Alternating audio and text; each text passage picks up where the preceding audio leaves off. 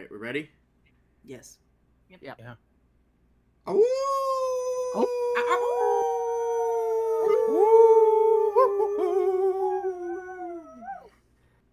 Woof.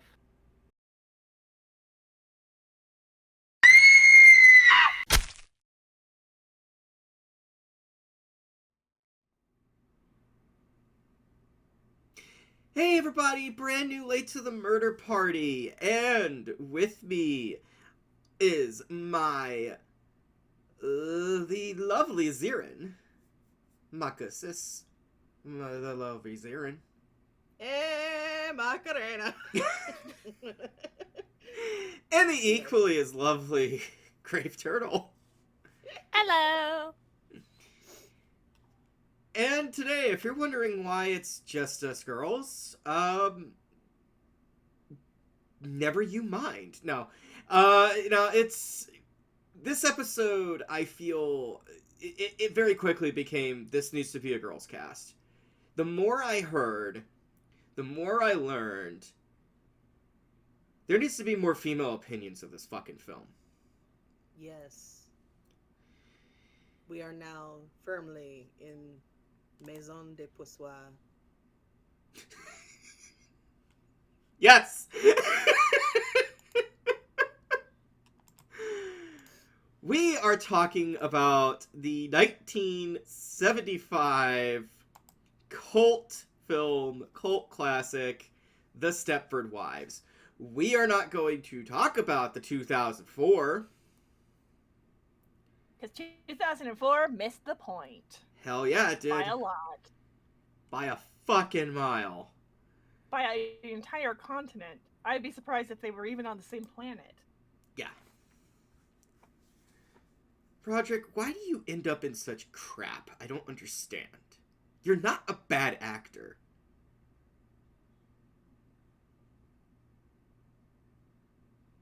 You're not a great driver, but you're not a bad actor.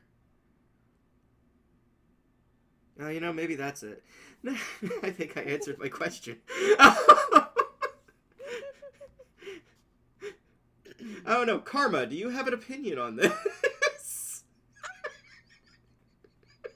No. We're off to a great start.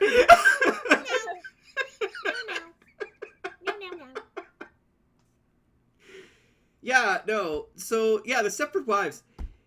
From everything I have been hearing from people that I've talked to before I even watched the film, everybody's opinion, and they were all men, was that they're like, yeah, it's not that great a film. It's not all that scary. It's not really... Some of them would say flat out, it's not horror, it's satire. And I'm like, the fuck are you talking about? Okay, so. The answer to all of that is yes. Because the book it's based on is a satire. In fact, the book is more ridiculous than either of its adaptations. It's but like... The book is actually scarier than the movie. Yes. And the book 100% is a horror. It's a horror novel. But it's more wearing its satire on its sleeve. Like in the film, they have the women wearing very conservative dresses and everything's very frilly and all the women are very overdressed. In the book, they're just flat out making the women wear bikinis and shit. It's kind of ridiculous, and it wears its satire more on its sleeve in the book. But the truth of the matter is Stepford Wives is it's a horror. It is a sci-fi horror, but it's a sci-fi horror that is a satire on second wave feminism. It's all of it. It's all of it. And the fact that so many people only focus on one thing about it and say, oh, it's not the other things, it's this thing. It's like, no, you're just choosing to focus in on one aspect of it because your media literacy is in the garbage along with your masturbation habits. Yeah. I mean, I can see some satire, yes. However, I have also,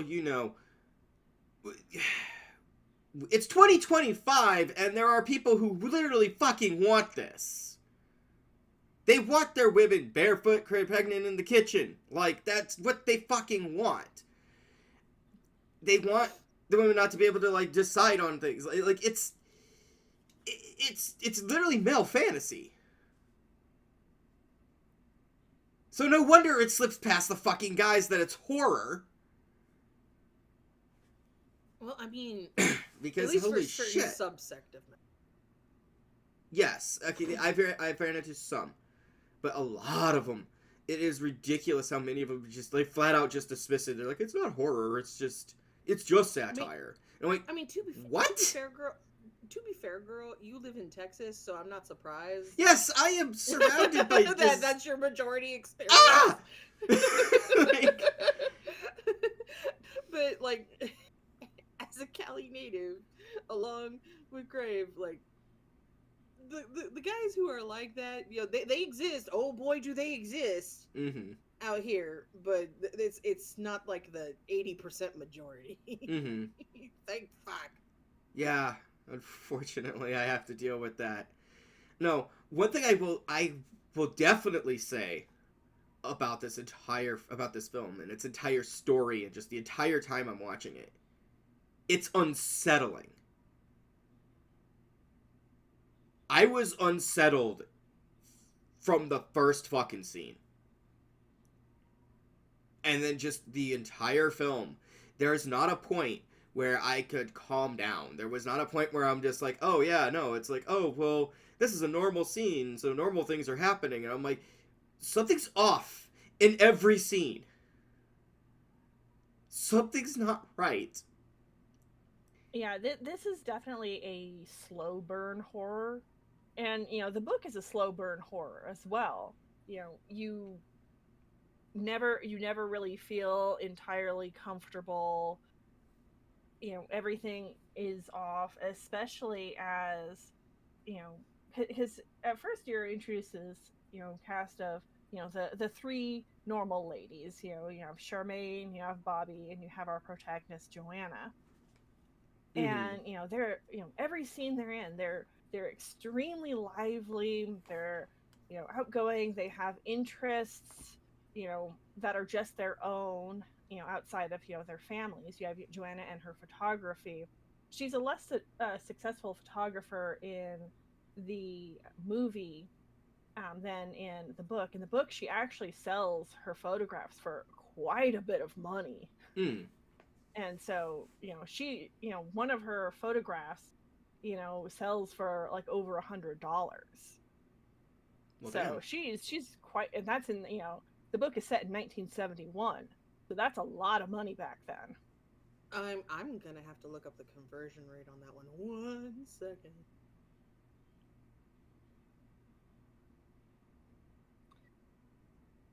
But yeah, she's actually has, you know, her own career. But she also, you know, manages to, you know, balance that with, you know, taking care of, you know, the children. And, you know, her house might not be perfect, but, you know, it's not like she's slacking in anything. Yeah. And like the other thing that you see in the book that isn't in the movie is, you know, she asks, you know, her husband for his opinion on things, and she at times, you know, as things kind of go further and further into the book, and you know, her friends are losing their personalities and becoming, you know, completely enamored with housework, she asks her husband, it's like, is there something you want me to change? Do you want me to be more like them? And he says, no. You're fine as you are. But as like you see towards the end of the film, that wasn't the case. No, it was lying through his fucking teeth.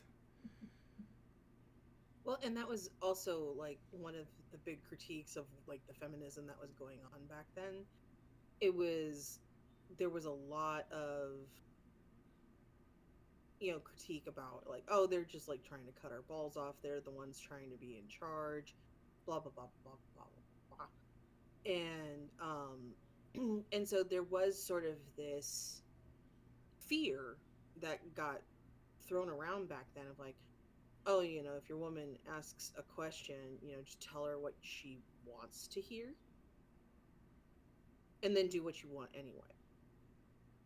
I mean, why do you think divorce became so rampant in the 70s? Yeah. Like, it's one of the major factors. Also, I looked up on the inflation calendar. The inflation calculator, not calendar. Yeah.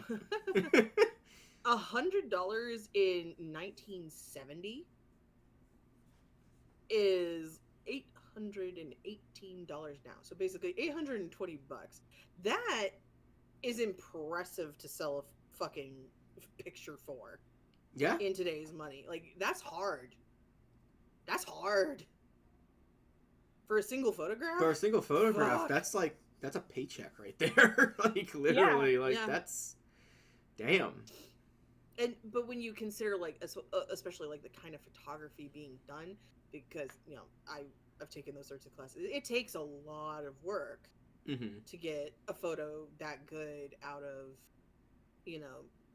traditional photography. So it's like, but at the same time, it's like that was the common form of photography back then. So it wasn't seen as something high. It wasn't seen as a highly specialized skill as much as it is today, with it being a more archaic form of taking pictures. Oh yeah. But like imagine if you're creating a 1-to-1 scenario, like you're the kind of person who's a photographer, but you have like a modern DSLR. And then you go in, you take your photo, you do whatever editing you gotta do on your computer, and then you're just like, boom, okay, here, I have $1,000 because I sold this one picture. You're fucking great at what you do. Yeah. Yeah. If you can do that. Like, seriously, the envy I would have for someone who could do that. It would be insane. Well, it's like you see in like both the book and the movie, you see her there in her little dark room, developing these photographs herself. And while like her husband's like going like, the kids get, how do I entertain these children? Yeah. And she's having to call out like, the songs that the kids are into at the time. It's like, get him singing that. That'll keep him occupied. Because like the weaponized incompetence. Yeah. That is just rife in both the book and the film. It's like, these are your children. If you don't know how to entertain them, that sounds like your problem. Yeah, like, what the fuck? Like, it's not my fault you don't know your kids. Oh my gosh. Yeah, I felt no sympathy when she struck him across the head. Basically, like, quick summary of plot. Family moves from big city where, photography career is actually much easier to have, into this small city of Stepford, Connecticut. Connecticut, Ooh, that's boy, where it takes it place. is suburban hell. Yes, it is. Idealized suburban hell. And slowly but surely, our MC finds out there is something wrong with the women in this town. They're all obsessed with housework. Well, and they wax their floors once a week. I know, right? Oh God, could you imagine? Like, waxing your floor once a week is very bad for your floor. But then again, this was also made in the 70s when everybody had really shitty linoleum, so I'm not surprised. Yeah. And like, one of the things that, and I just kind of want to point this out because I don't know if this was a big part of the book, but going back and looking back at certain scenes from the movie again, I'm like, holy shit. I never realized, like, the hyper consumerism. Yep. Going on in the movie before. And I'm like, oh, this just really hammers home that in the end they just see their wives as products. Yeah. Like, whoo-wee. But there's one thing about this movie I absolutely love, and that is the development of the friendships. Oh, the friendships are great. That happen in it. I'm just like, good Lord. And it just makes it all feel all the more worth. when everything falls apart. Yeah. Yeah, no, it's... Oh, God. Yeah, it's a suspenseful film. You're gonna be on... Hopefully, if you're really liking it, you'll be on the edge of your seat the entire time, wondering what's happening, what's gonna happen at the end, everything. It's good. So I highly recommend checking it out. However, here's where I get to go on a bit of a tangent before we can even go into the spoilers. Trying to get a hold of this film.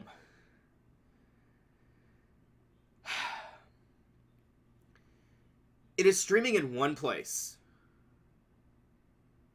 Tubi. That is the only place it is streaming. You have to deal with ads. There is no way to watch it without.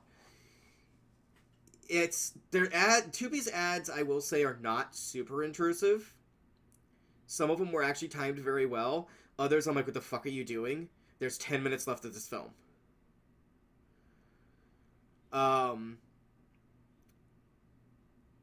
But that's kind of like, yeah, the only place you'll see it. It's a very decent quality copy. So, I mean, go for it there.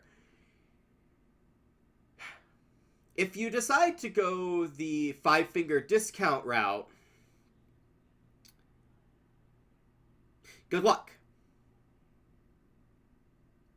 Now, I don't torrent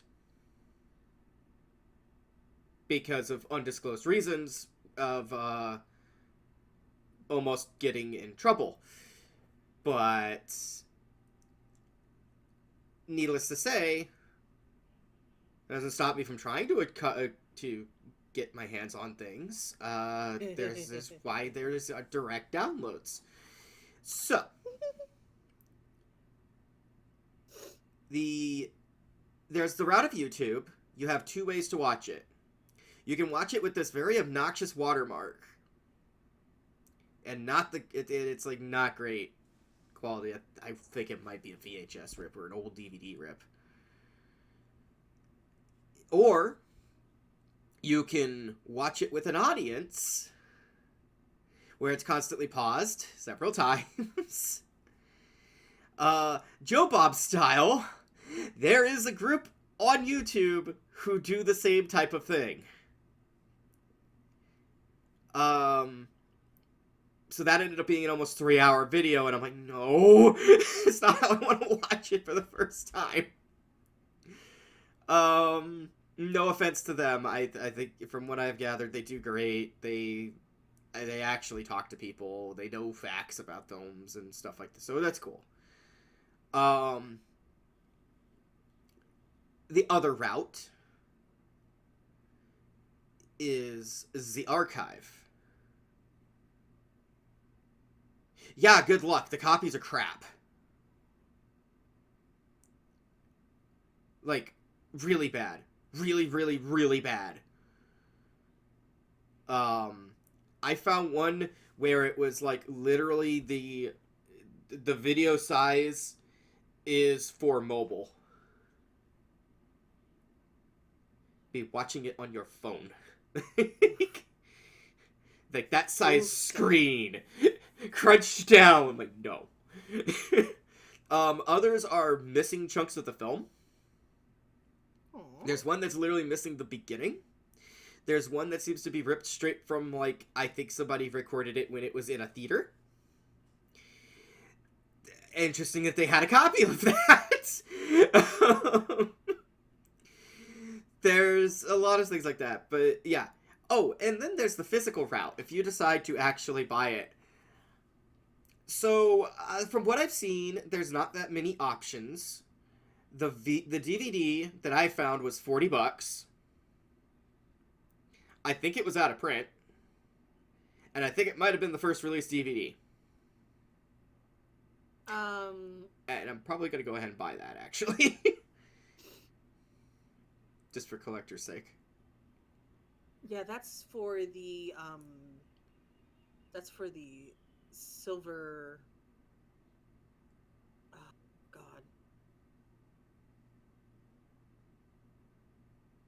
It's one of those editions that was a reprint. Ah, okay. All right.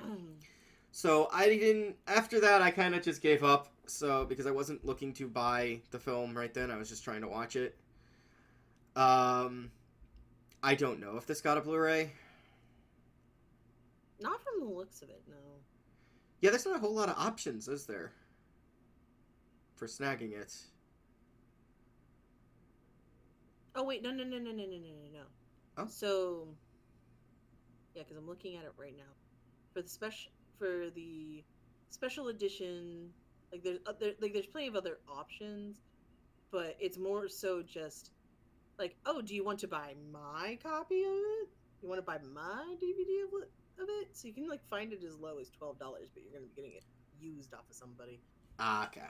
Like this was the DVD I watched it on back when somebody convinced me to watch it in college, and I rented it from Blockbuster because I recognized this fucking cover like nobody's business. Yeah. But yeah, basically, if you can find a copy of it on DVD, snag that shit up because honestly, it's the best quality you're gonna find, and you might have to hunt some thrift shops to get it because buying it online is not easy. No. So that was my journey, just trying to watch the damn film. I gave up and just watched it on Tubi, dealt with commercials, and I also kept constantly having to stop and do stuff all day. So, but I got through the film, and everything that happened in that film stuck with me. So,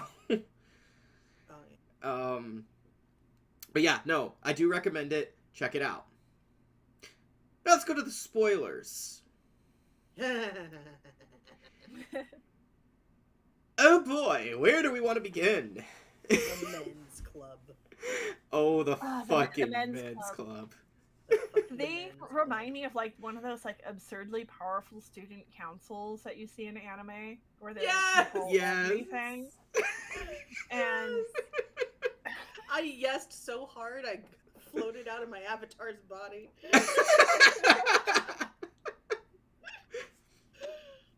Threw my head back. I was like, ah! And then I just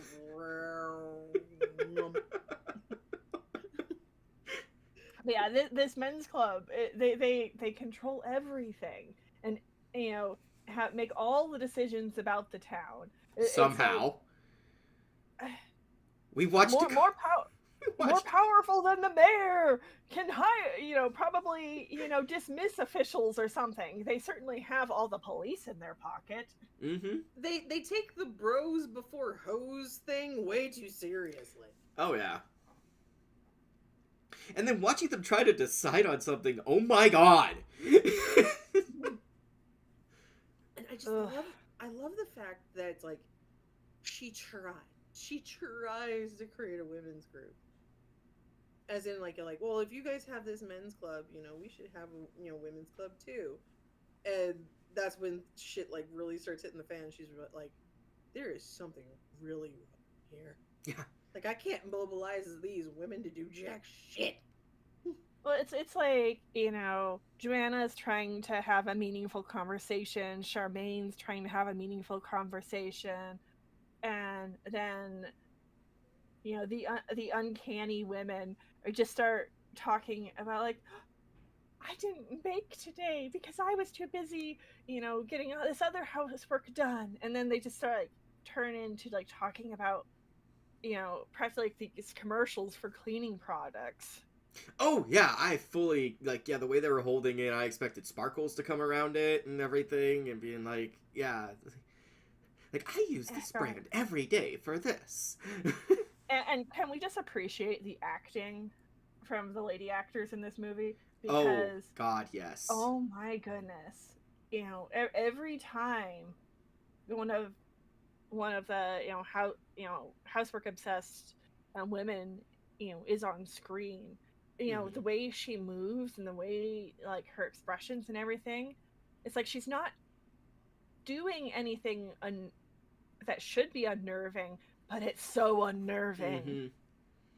Mm-hmm. And then, like, when, as you see, other characters, like, Charmaine, turn into one of them, and, like, she goes from having, being very vibrant to being like really creepy and unnerving. Mm-hmm. And what's funny about that particular transformation, at least in my opinion, like Mm-hmm. her color palette is kept vibrant.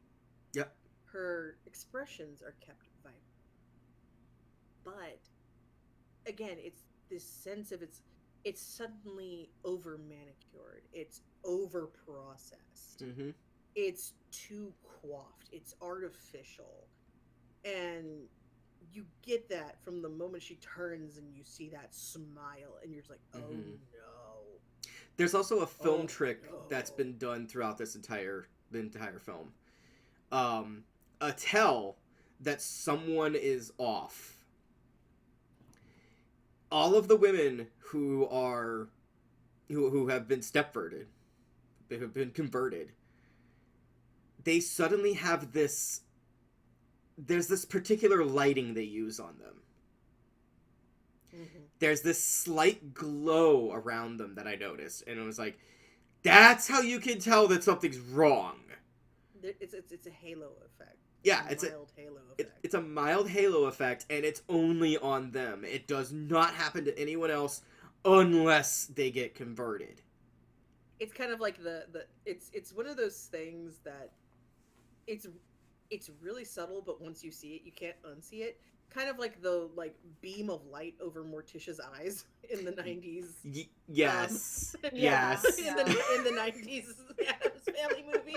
Like, you think to yourself, like, man, she has such enigmatic, gorgeous, sultry eyes. Like I can't stop looking at them. Angelica, why do you keep looking at me like that? And then you realize, like, wait, what the? Wait, is that a lighting trick?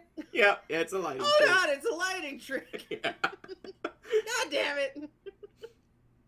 Yeah, and it stands out really well too because like you will literally have like our like at the time like two of them like standing around one of the Stepfords, and they on either side, there's no lighting like that, but there's just this glow right behind us.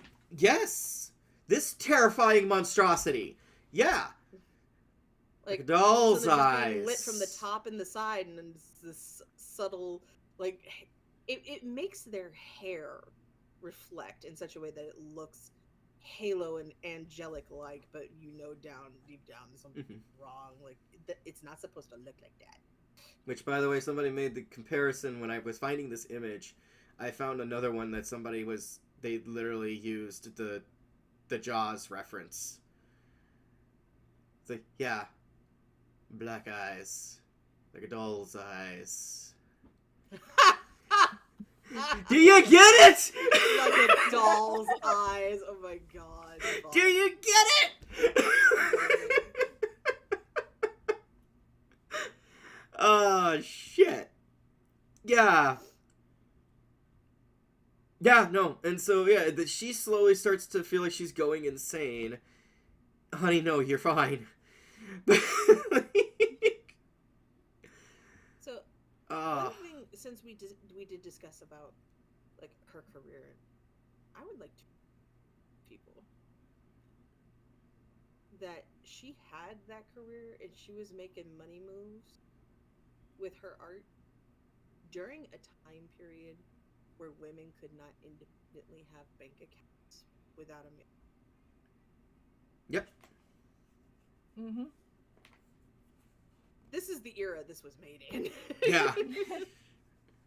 And when you understand things like that, watching this, you suddenly also understand like the control freak nature of the men club. Like, yeah, they're dealing with, wait, what do you mean you have your own passions and your own wants and you have every right to explore them?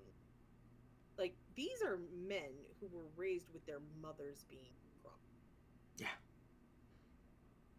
And they just don't understand, like, women why have it feelings has and to change. wants of their own? Since when? It's like, no, what do you mean, no? And so, like, when you take those things into consideration, it makes it even, one, you just get more of like the cultural context of the time, but also the rubber banding backlash of the men's club Mm-hmm. suddenly makes more sense when you consider what they were used to only 20 when they were like young men, or like I know a lot of the people cast in this film are meant to be like in their like 30s. But nobody looks like they're in their 30s. No, they're like their 50s or 60s. Come on now. No, like everybody looks like they're post 40, like just post 40. Yeah. I swear there's But like then one or again, two like, of them. But then again, it's one of those things of like, well, I mean, have you looked at like videos from people back in the 70s and 80s? Everybody just looked so much older when they were like teenagers and in their 20s. Mm-hmm. Like, I will say this, like, millennials, Gen X, and Gen Z in particular are just kind of obsessed with like youthfulness and maintaining that youthfulness, whereas like previous generations were just way too quick to be adults. Yeah. And it fucking showed. But mm-hmm. But yeah, just ugh. Yeah. It just makes it even every creepier. scene with them in it just gives me the ick. Oh yeah, and especially like, okay, one of the first big red flags, which I've talked with people about that one, and they're like, yeah, no, like at the time, like think of when the movie came out, you wouldn't really think anything of it. Nowadays, that's a red flag, and like Grave has told me, yes, it gets even worse after you've seen the movie and you think back on it. Where one is just watching her in the kitchen. And then he says, I like to see women doing little domestic chores.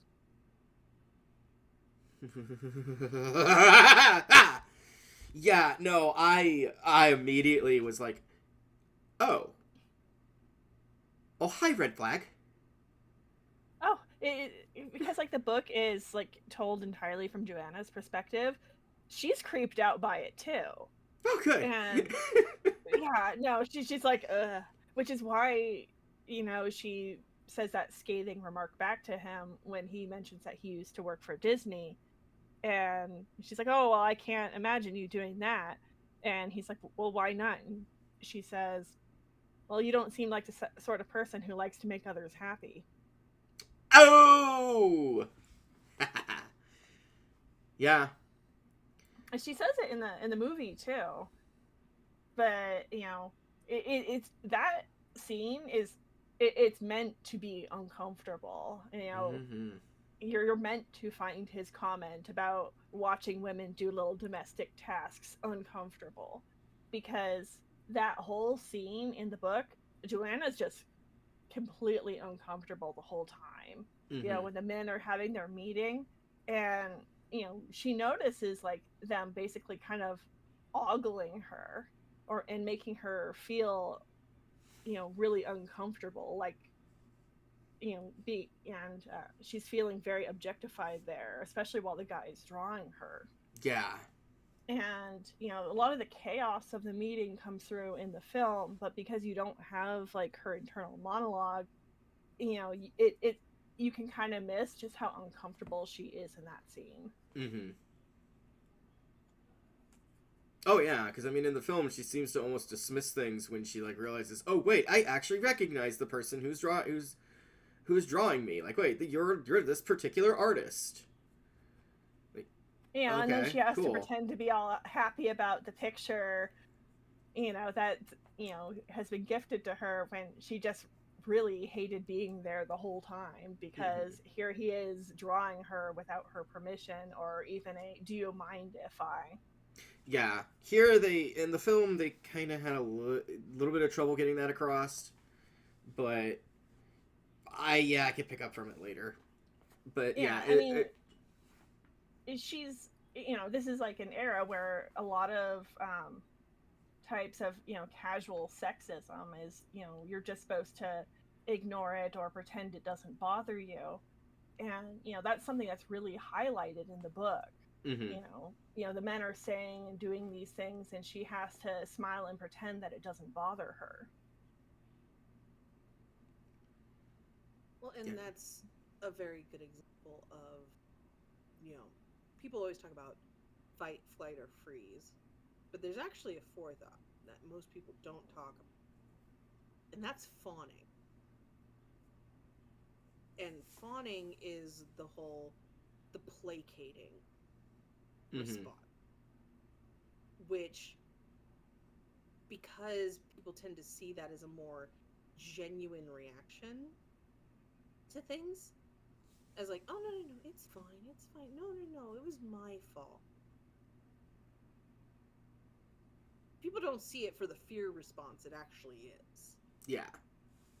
And especially, if you're like Joanna and in this town where the men control everything, she can't even have her own bank account.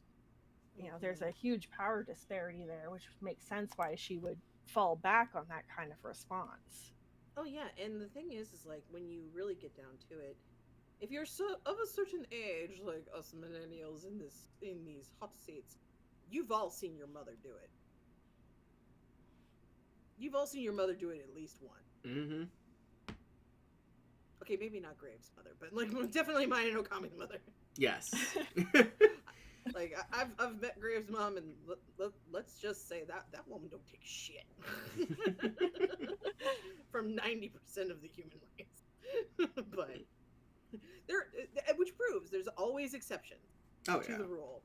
But like, I look at, my mother's generation, my stepmother's generation. I watch them do this all the time. I'm like, fuck, you've been trained. And then when you also consider that Joanna's not a very, like, physical person. I wouldn't go so far as to say in the film she's petite, but she is a rather slender individual. Like, she's not physically fighting off any of these dudes. No. Even with their, really sweaty-looking dad bods and whatnot.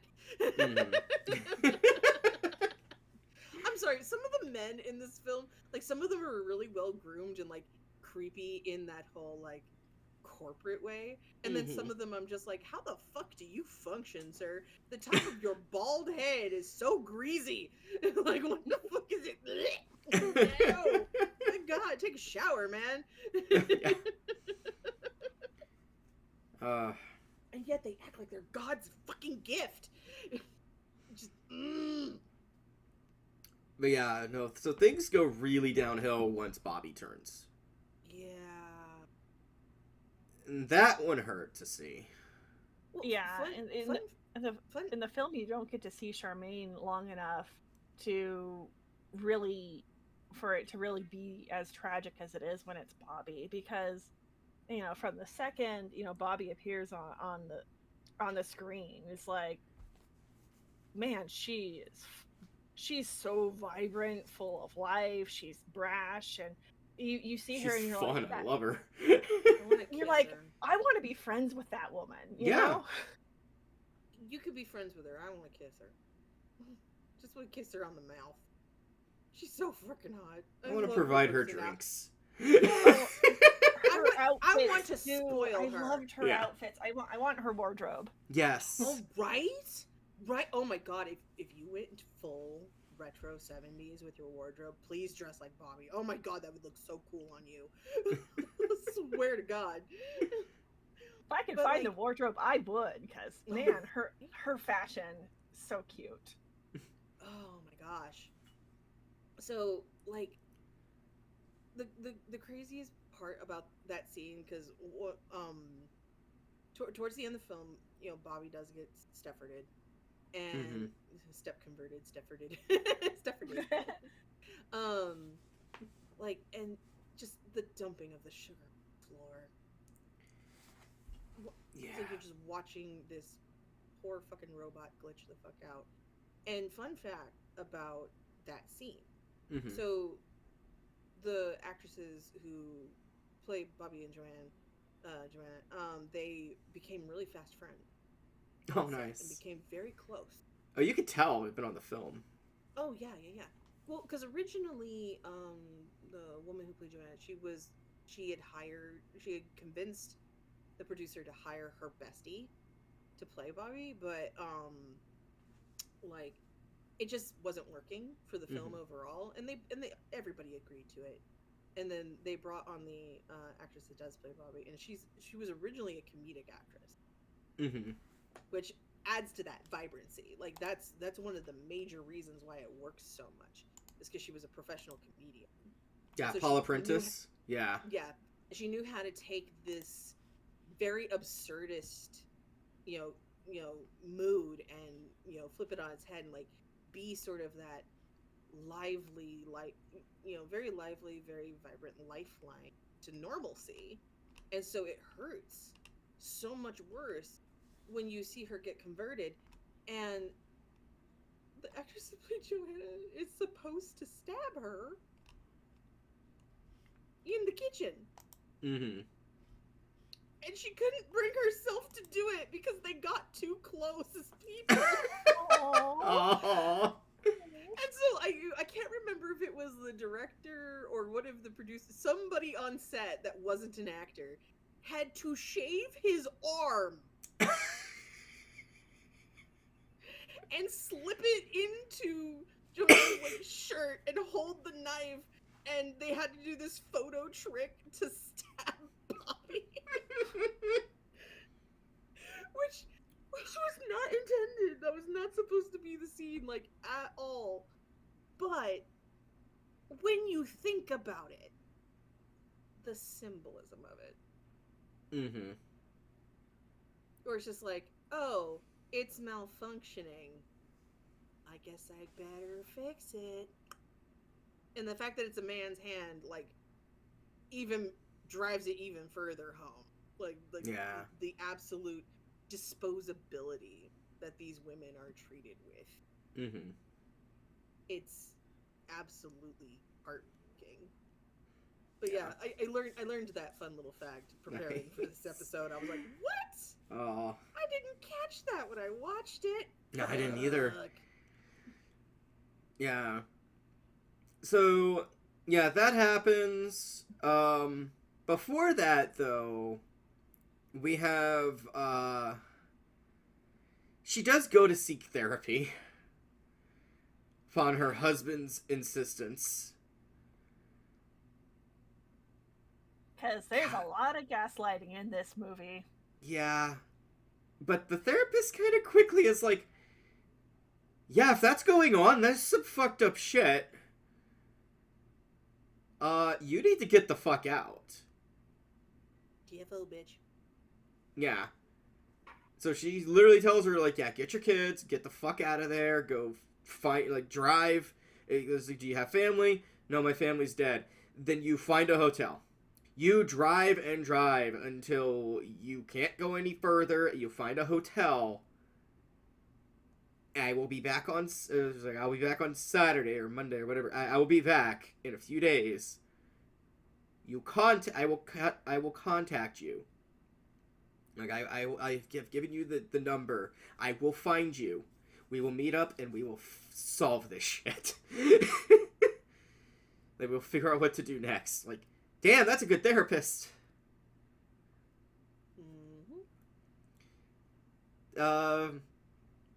Unfortunately, we don't get to get that far. She gets back. She can't find her kids. Fuck her husband. Take the fire poker to the head. Fucker deserved it. After a really creepy ass scene, actually, this is a really good kind of suspenseful, creepy scene of like, she's back in the house. Well, also, like, up to that point, like, all the lighting in the film had been, like, really bright, really colorful.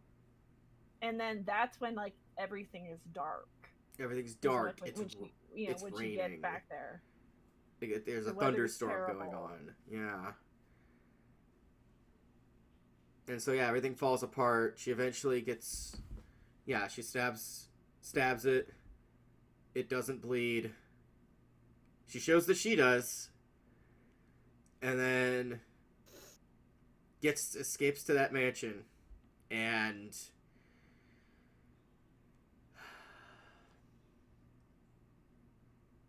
Yeah, so if you've noticed the picture above us...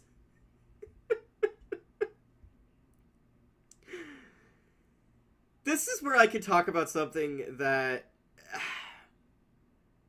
I partially debate whether or not this belongs on Late to the Murder Party. Because our kind of rule has for the most part been somebody has to die. Like, people have to be dying. I'm not so sure that's gonna... I think I'm gonna be abolishing that rule too.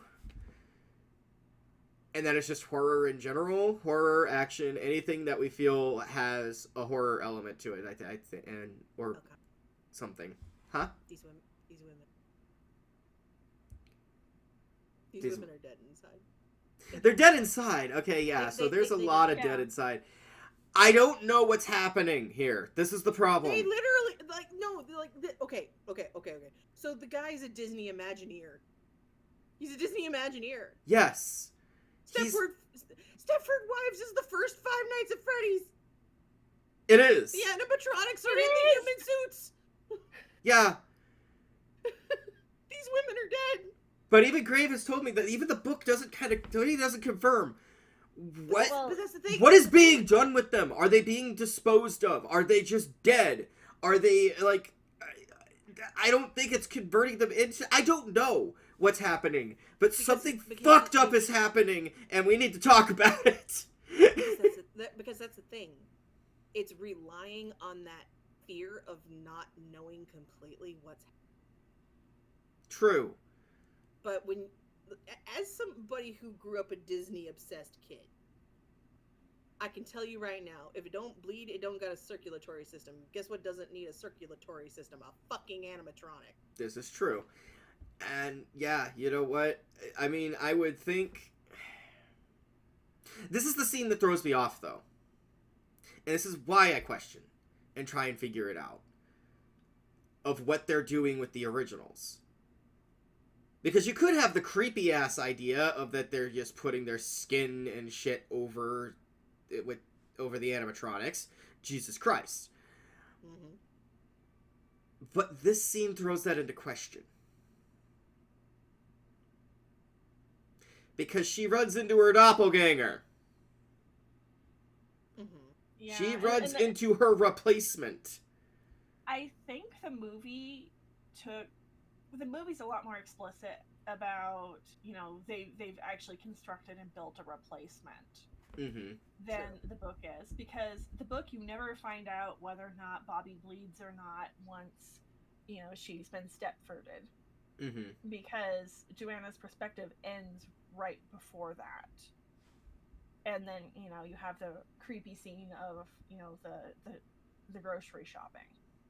Mm-hmm. And so you never find out what actually is being done to them, because not only is there the artist who was creepily drawing Joanna, and then there was the creepy Imagineer who likes to watch women doing domestic tasks, but there was also a third creeper who was a pharmacist.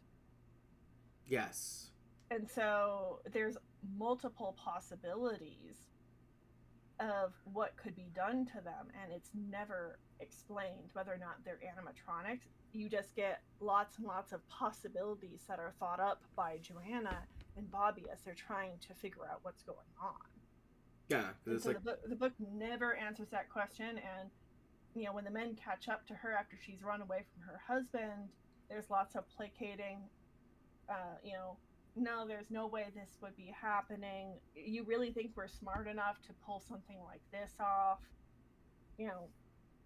They deny everything. I mean, I think they're dumb enough to. Up until like the very, very end. And so the book absolutely never answers those questions. And so everything in the movie is something the movie came up with to have a much more exciting ending that a movie would need, versus the more ambiguous ending that the book had and could get away with. And this is a change that they had to make for the medium. So in the end, it kind of pulls up, goes with kind of the most likely theory that Joanna came up with from the book, but it also raises a lot more, uncomfortable questions, which kind of is the same spirit of the book there. Oh yeah. Because I'm like, okay, you mentioned they always mention this retreat that they go to. I'm like, okay, so did you just literally take them to a farm upstate? They're dead now, aren't they? Like, You're gonna go on a retreat in the woods, and you're gonna come back Stepforded. yeah, like, okay. Either way, it's really creepy, so no, I think this is perfect here. Also, for that one person who may ask, well, then why don't you talk a little about the 2004? The 2004 gets everything wrong by having it be a woman behind the scenes of everything. For reasons. It also went way, way more slapstick comedic. Oh, dear God, it did.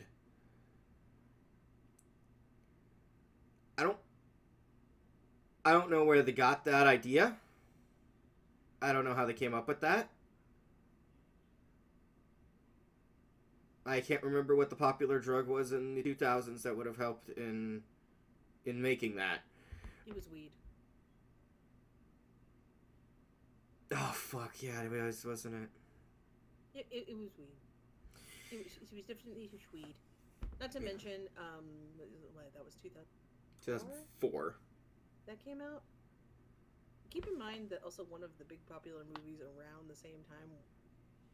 Well, I mean, one of, but like many of the movies that were popular around that time were things that aged way better. You know, like White Chicks. It's weird to say that now, but it's like, wow, the 2004 remake of the Stepford Wives aged more poorly than fucking White Chicks. Yeah, I don't... Wow! Wow! I would have never called that at the time, but oh my god, is it true? Yeah.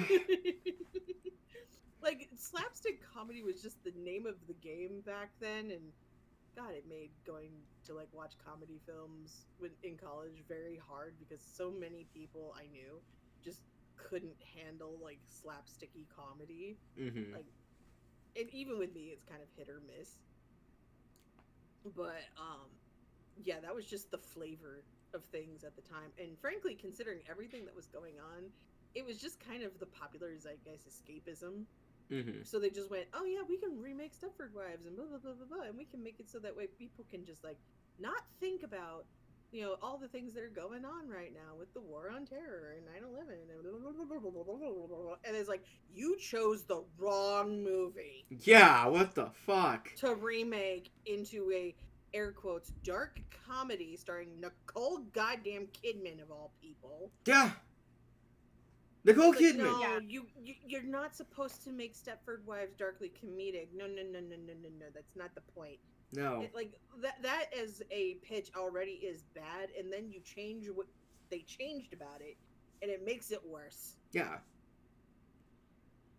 Like, tell me how it would make sense for it to be, it was a woman behind all of it, pulling all the strings. Why? As if the men's I'll association would let that fly. Yeah, I'll get back to you as soon as I finish ripping this bong. I could tell you why people thought that might have been a good idea, but that would require me to explain to you the entire mess that was mid-2000s post-modern feminism, and we don't have the time for that. Oh dear God. But hey, just be glad we moved on. We grew up. Okay, It's fine. fair. It's fine. Okay. That particular flavor of mindfuckery is not really a thing anymore. Thank fuck. Thank you. Yeah. Ugh. But basically, it's that whole thing of like, yeah, of course I'm a feminist. No, I don't mind listening to Eminem sing, rapping about, murdering his wife. Like, whatever. Like, yeah, it's that level of like apologetics and weird mental gymnastics. I remember kind now. of thing. Yeah. I remember Yeah. now. So basically, there was like this. So like, here.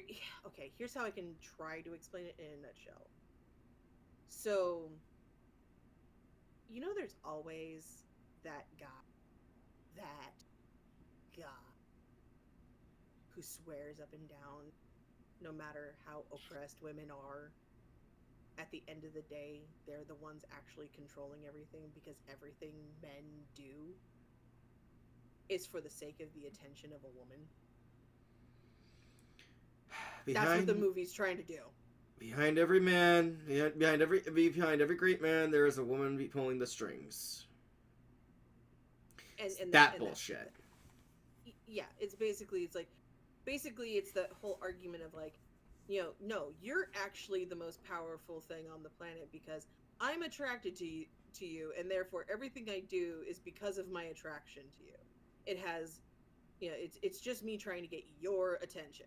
How's that copium? And it's just like,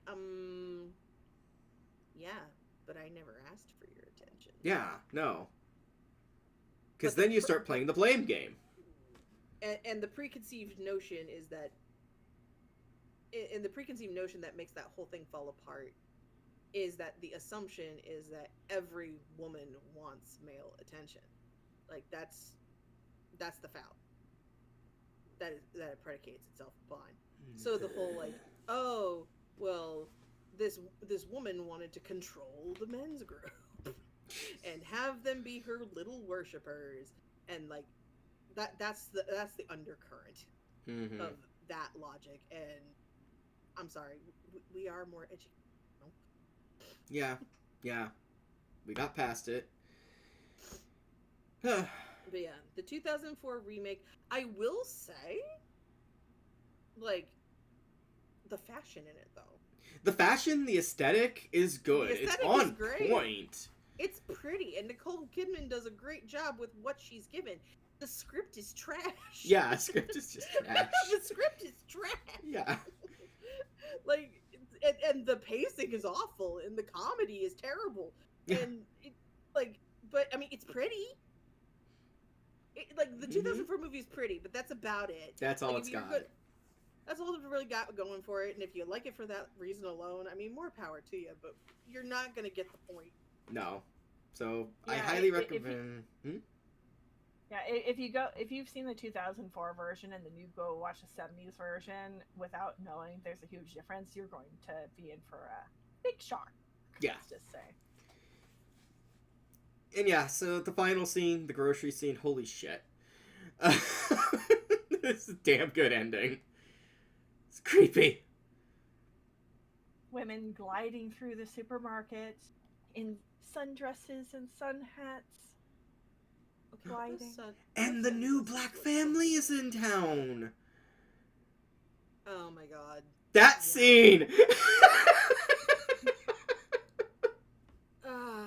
Yeah, that is actually the one thing about this 75 version. I will not give it a whole lot of grace on, because I'm just sitting here going like, you had to throw in that topic like at the very end. Movie, you didn't earn that. You didn't earn that. Shut the fuck up. Well, so before, earlier on, they did have it, like, where she's like, because you have the one who is talking about, she does, like, all the papers and shit. And she writes all of the articles. She's an odd one. And she's like, oh, yeah, there's a new black family coming into town. That's so interesting. That's so nice. Is it? I mean, it's not like, and she just starts backpedaling. It's like, funny watching her basically, I fully expected her to short out. Well, the thing is, like, it wouldn't really matter where it fell in the movie, but it's just one of those things, because it's what the movie is about, what it's about. Mm-hmm. Like, I just sit here and go, movie, you didn't earn to throw that monkey wrench of a topic into this fucking film. No. No, just leave it alone. Leave it alone. The black family has more of a role in the book because Joanna becomes friends with the mother from that family, because Oh, that's she's, fantastic. you know, they become like instant friends because you know, she's an author who's written Joanna's daughter's favorite book. Oh. And Oh. so they become friends. Hmm. And which, you know, gets things like even sadder, because at the very end of the book, the grocery store scene is written from the Black family's perspective. And then you realize that, you know, she's the next one who's going to get Stepforded because Yep. her husband has joined the men's association. Yeah. Which makes that even all the more poignant in the book, because when you take into consideration, like, you know, the whole redlining um, phenomenon that was very prevalent and is still a problem, but, you know, not as prevalent as it was back then. Mm-hmm. Like, you know, you've got this family moving into a primarily white neighborhood, and that family, for a whole host of different reasons, is going to work 20 times harder just to establish themselves within the community. So Mm-hmm. the husband of that family getting on the men's club thing so fast, you just go, oh shit. Like, you almost feel bad for the guy because he's Yeah. just trying to fit in. And there's just like, and once again, like, the wife is going to be the sacrificial, you know, lamb on the chopping block because of it. Yep. So yeah, highly recommend this movie. Check it out. Find it if you can. Um, it's good. It's creepy. It's so sad that it's still relevant. It is very sad that it is still relevant. I wish it wasn't, but it is. Yeah, it's more it's You could make another so remake. relevant now. You could make another remake now, and it would be more like an instructional video than it would be a, oh hey, this is satire, this is that. It's like, no, this is what we're going to be doing soon. Like, the fuck are you? Fuck you! No, no, no, no, no. I know exactly how this would go. I know how exactly this would go. Okay. So, like, it turns out that the Joanna character, like, she's an influencer. And she makes damn good money doing it. Like, God. showing off her Oh, hobbies no. and shit. Like, and she's a teacher on, like, Skillshare, and no. like teaches how to do all of this photography shit. But then all of a sudden, she starts making trad wife content. Oh no. That's how you remake it for the modern day.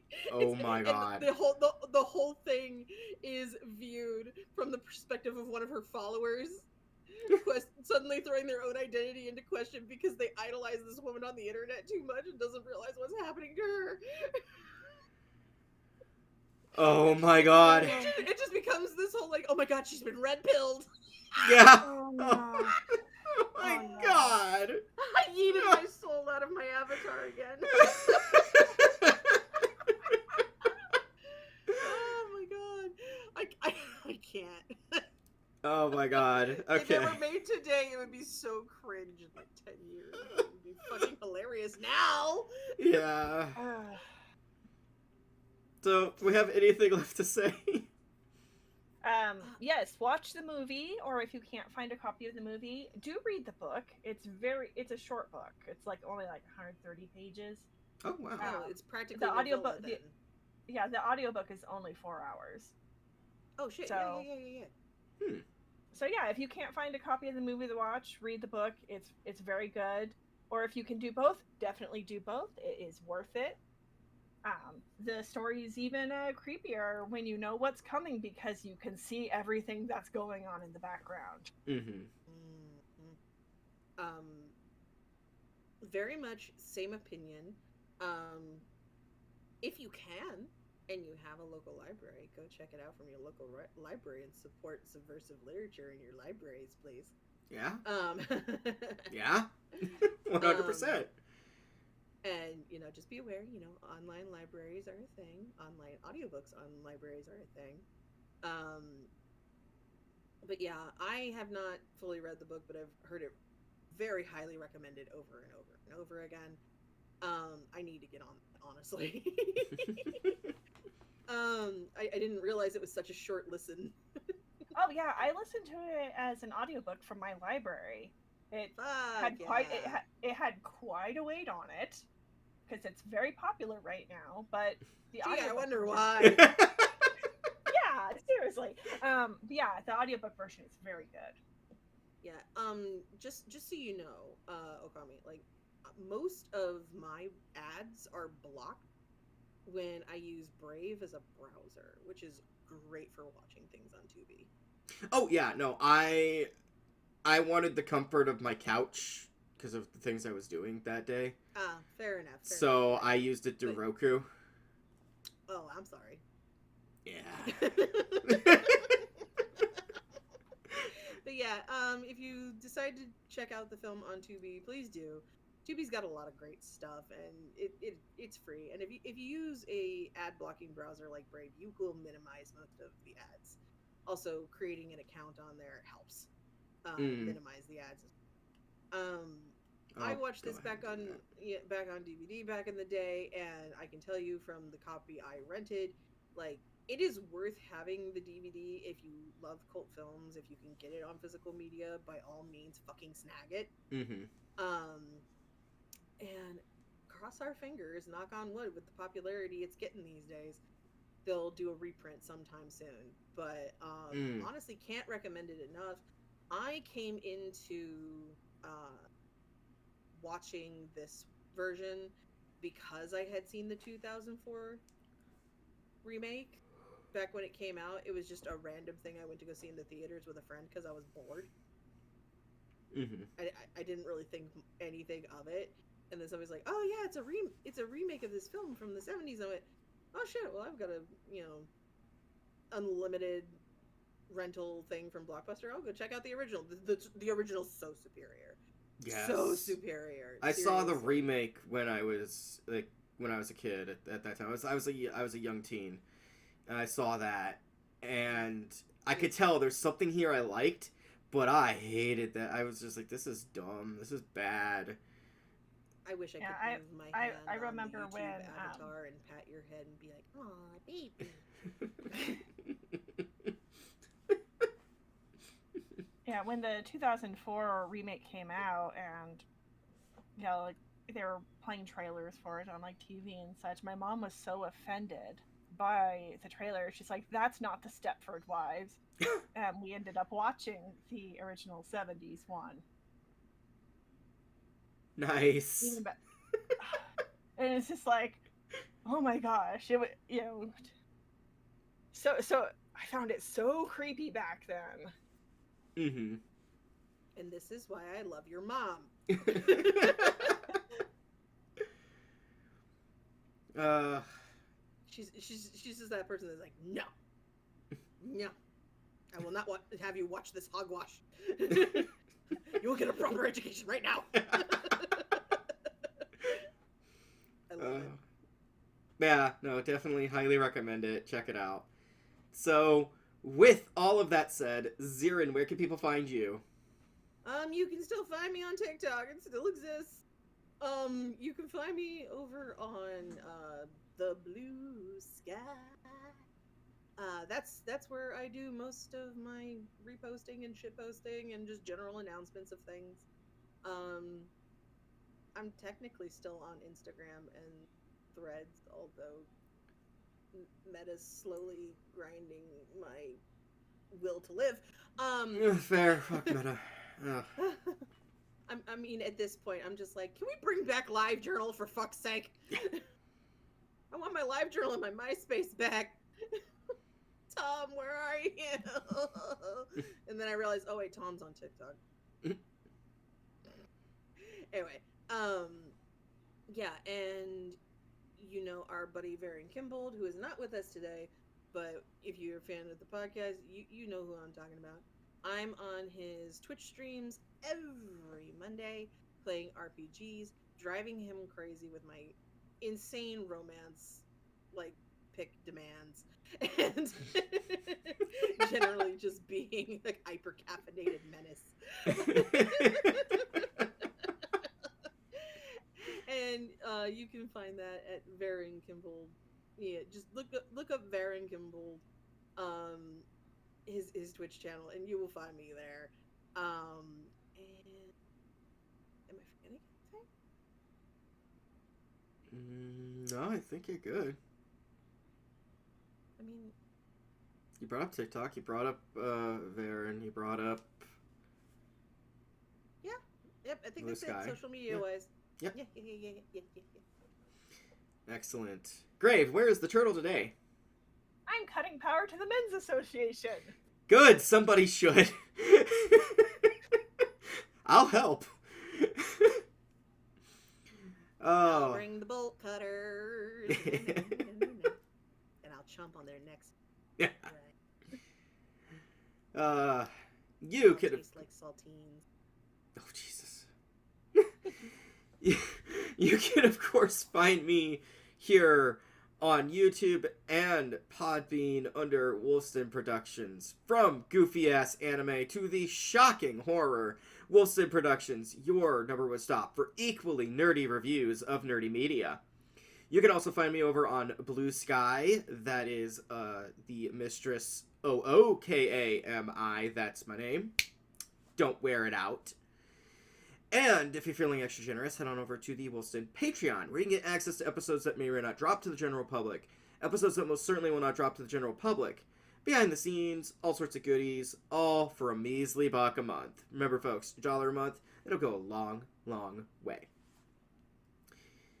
And until next time, I forget what we have on the docket. Let's see if this is late to the murder party.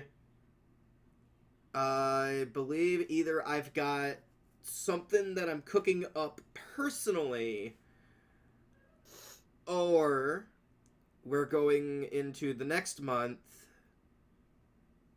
which would include, let's see, that would be May. We record these earlier. It's gonna be May. Jesus! Sorry, I couldn't help myself. Oh my god. That was 2000s talk, wasn't it? So, May is for the mothers. Mother? So, look forward to some Mother's Day shenanigans throughout the month, actually. We got some things planned. Night, everybody. Oh.